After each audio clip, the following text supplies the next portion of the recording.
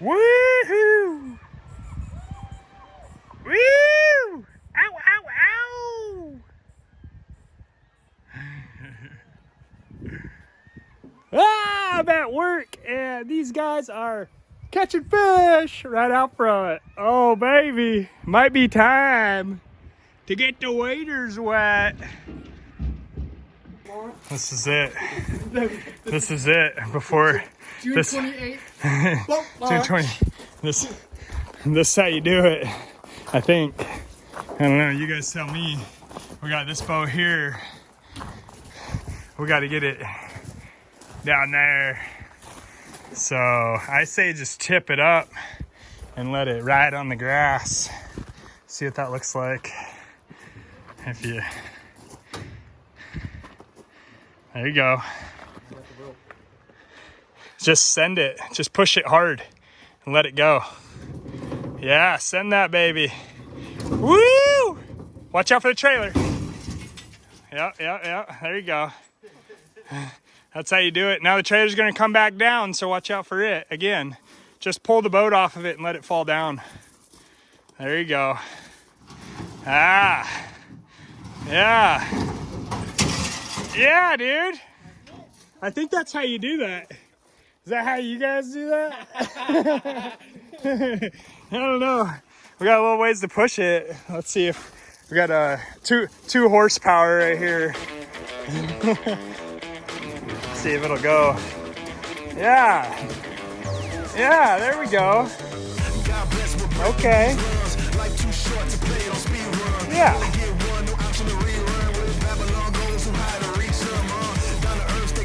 They used to do this back in the 90s at this spot.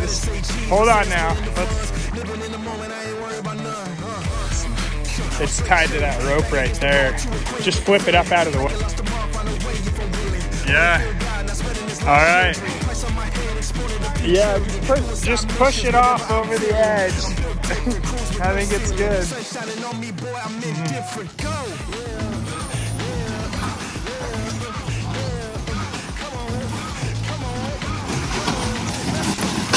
Oh, yeah, baby. Yeah, look at you. Yeah. Just like that.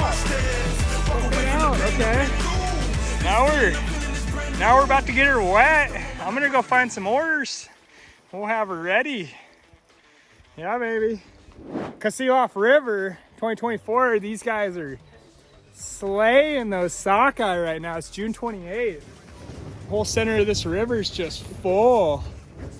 But you got a couple young bucks like this. Look at that, my boat's wet. Ah, finally.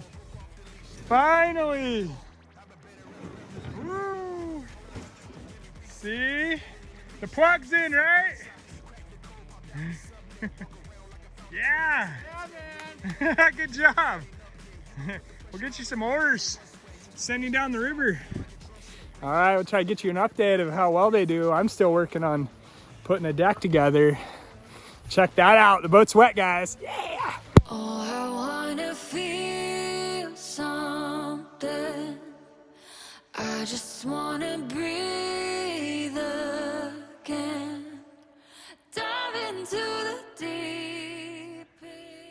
This morning, we are down on the lower end of the Kasilof River. Down that way is the Cook Inlet. The docks, all the dip netting and the boats and the beach sites are down that way. And right in front of me is Last Chance Hole. And then just right up around that part of the river where the grasslands start turning the trees is where my other place is at. So I'm just down below that right now. And I have been working to get this place. And finally I have access. So this is the first time that I've even been down here and visited this place. I've got my extra tufts on for the hike across this wetland. I think there's a little creek right here. I don't know how deep it is. I might not even be able to cross it without getting wet. So I may have to turn back early, but if I make it across it, just over there's the river, and the river comes in close and it gets closer right here. So if I have to, I could walk down and maybe get access a little bit closer. But here it is. This is what I've been working on. And it's got a really heavy bank up and out of here, this game trail, and then it climbs this hill all the way up over on the top. And this for reference is just under 10 acres. So it's about 8.5 acres right here, including the uplands. So I'm gonna start walking across this grass. This grass is really, it's actually really thick. And I don't know if you guys have ever seen like Jurassic Park or anything like that, but I feel like I'm walking in like a different place. It's kind of cool. It's kind of eerie. It's fun. But I'm glad you guys are out here. I'm bringing you along with me. So I'm coming up to this little creek right now. It's relatively dry. It's been dry out. You see it now. See that creek, and it runs all the way down and dumps into the river right down there. Yep. All right. I'm gonna put you away while I cross this.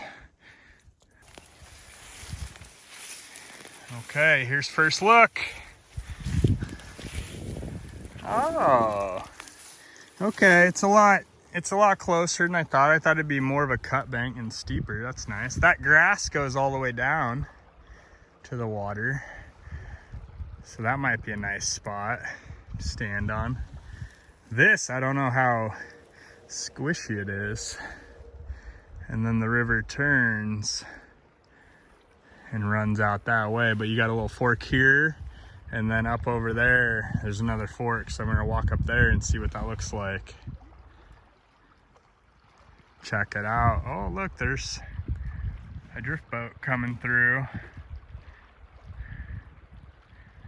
right there. First drift boat coming through. I'm gonna head up that way and see what the water does, see what it looks like. Again, I've never been here, first time down here. I'm pleasantly surprised with how solid the ground is. It's actually an easy walk, and it's pretty level. It's a ways over there though. I mean, we're out here crossing that. There's the little creek in the front of it. Once you get over that, this is all easy cruising. Looks like that drift boat's taking the outside turn. Let's see. Yeah, he's going around.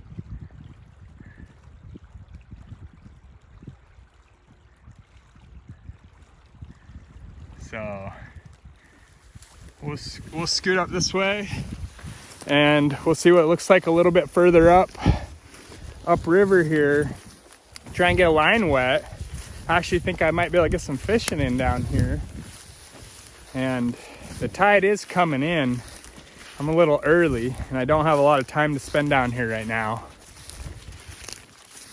But there might be some fish trying to squeeze up this thing already.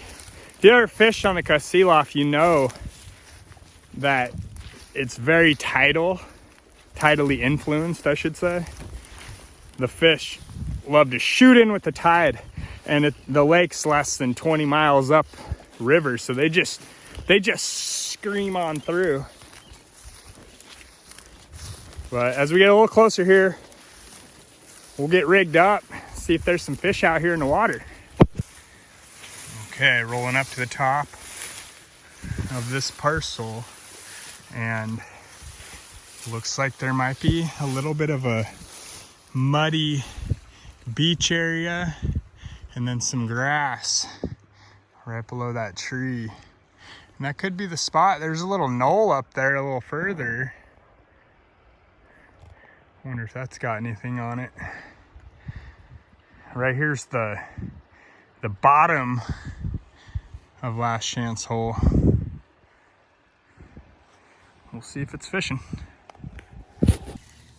Let's do some rig up. Check this out, you guys. A buddy of mine out in Pennsylvania sent me a box of flies he tied up. Wanted me to give him a little bit of a shot out here on the water. I told him I'd flip them in, see if anything chases them. I told him I like that egg sucking leech pattern you guys see me using in my videos, so he tied up some dandies like this. Shout out to Steve. Thanks for the hookup, man. All right, let's get this kicked off. Today, I'm gonna try that little flesh fly with the little egg on the top, little salmon roe.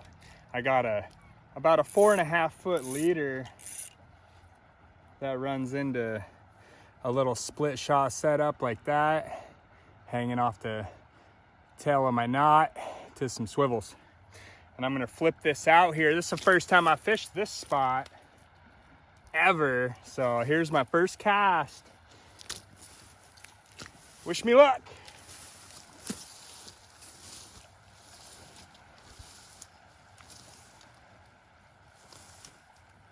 Ooh, it's kind of muddy. Muddy and slippery. But I got good access right here. And the sockeye shouldn't be too far out there. Hey, how was it running that drift boat down the river?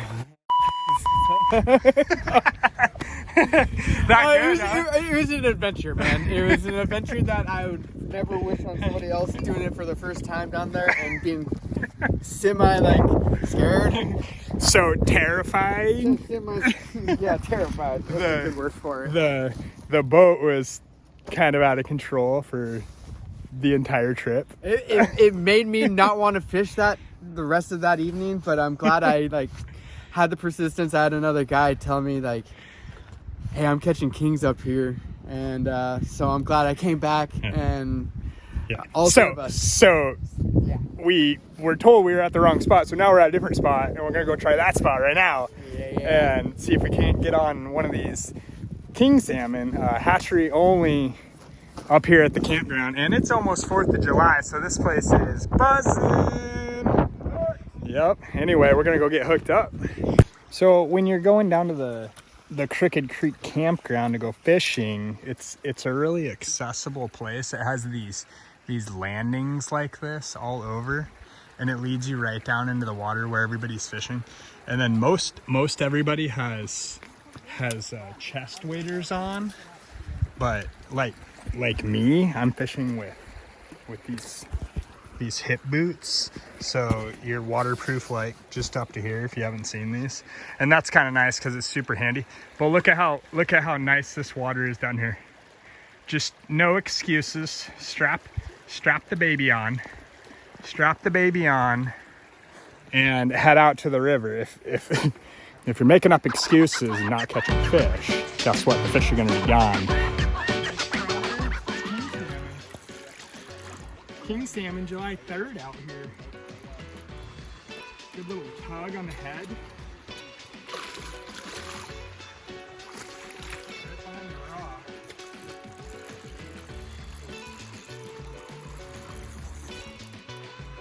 Another one downriver. Double! Oh, that's a huge one down there too. Oh my goodness. Getting off that rock or what, Ryan? Oh, there it is, coming up north.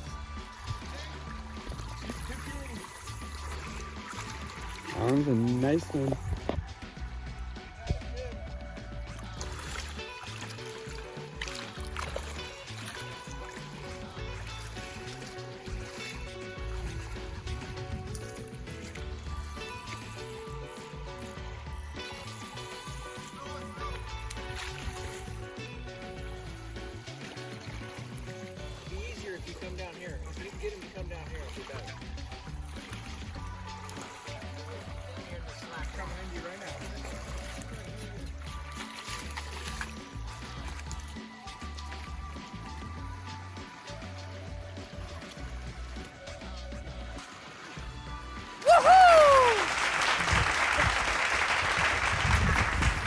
Yeah, finally, huh? Look at that. Hey, It's chrome. Look at that guy. Thank you on that net. Like a pro. Look at that. Eed right inside of the mouth. Right there.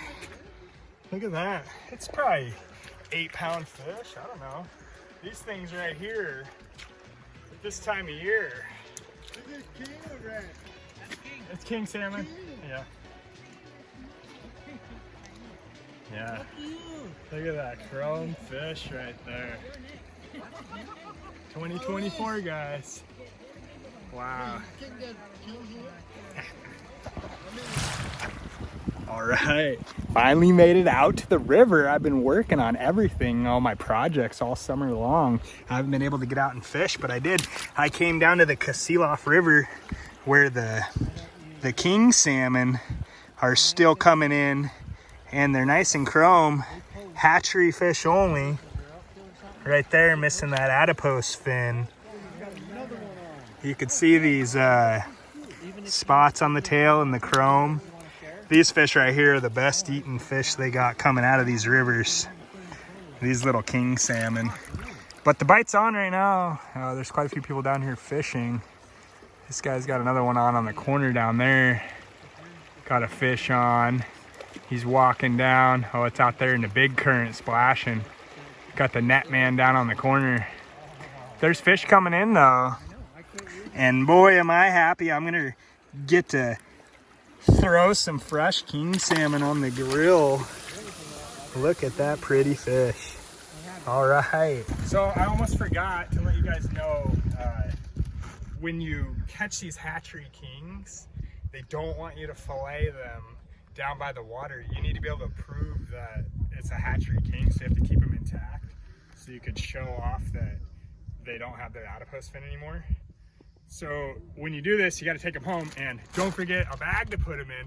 Otherwise, you're just slopping them in your buddy's rig, you know what I mean? So make sure you have a bag and get them home, fillet them at the house. But that guy's going on the grill, and have a good night.